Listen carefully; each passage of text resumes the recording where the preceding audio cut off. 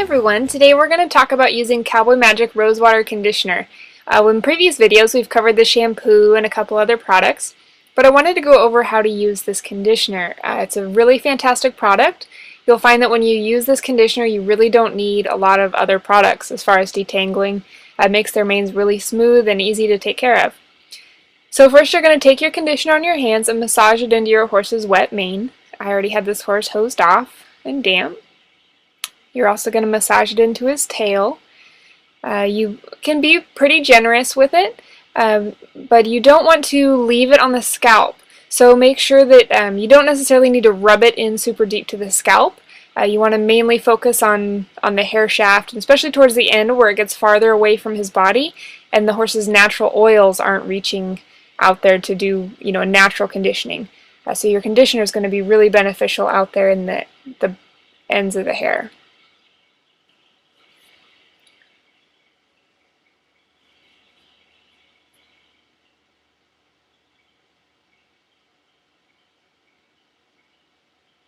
You're going to go ahead and rinse it all out. Make sure you rinse it pretty thoroughly. You don't want to have a whole lot of conditioner just sitting in your horse's mane. It's meant to be rinsed out, at least rinsed out from your horse's skin. In the tail, if you want to leave just a little tiny bit in the ends, that's fine. You can provide a little bit of extra moisture that way, but you don't want it to be right up against the skin. It can cause some itching and irritation like any product.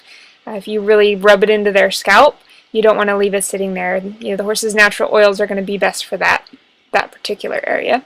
So make sure you rinse the mane really well. And you're also going to want to rinse out their neck and their shoulder. Make sure that you don't have any left over in that area, especially when you're getting into these fall months and they have longer hair. They're more likely to trap soap. So then we're going to rinse out the tail. And again, this is an area where if you want to leave a little bit in the length of the tail, that's fine. Just make sure that his tailbone is rinsed well.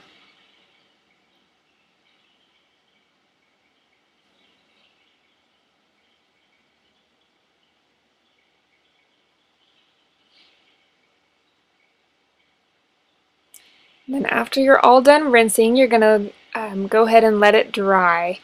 It is pretty important to make sure that your horse's hair dries all the way before you go to detangle it and brush it out.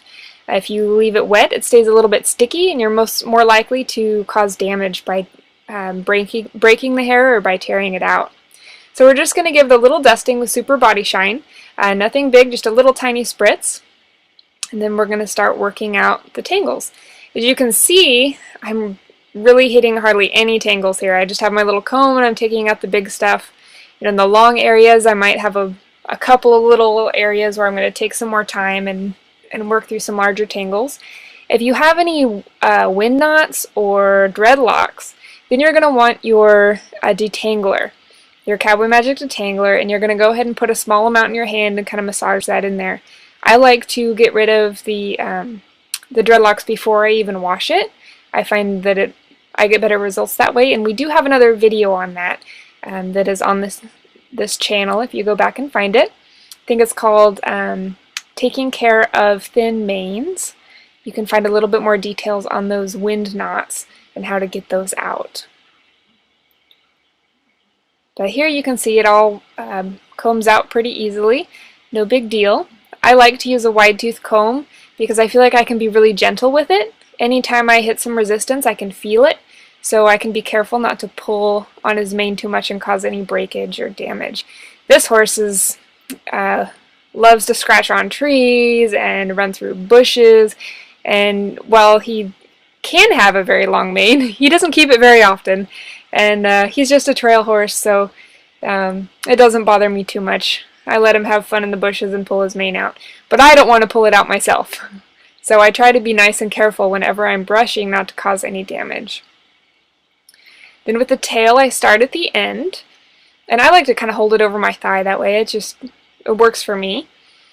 And if you need to, you can separate the tail into several pieces, especially if you have a horse with a really thick tail. Doing the whole thing at once will just be way too much. So go ahead and separate it into manageable pieces here. And then once you have each piece well brushed, then you can put it all together and brush it out for a finished product.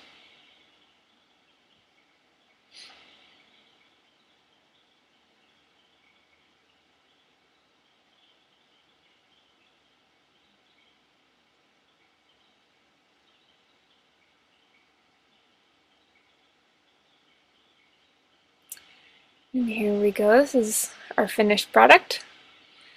And you can see it looks nice and shiny and brushed through really easily. This only took me a couple of minutes to get through the whole thing.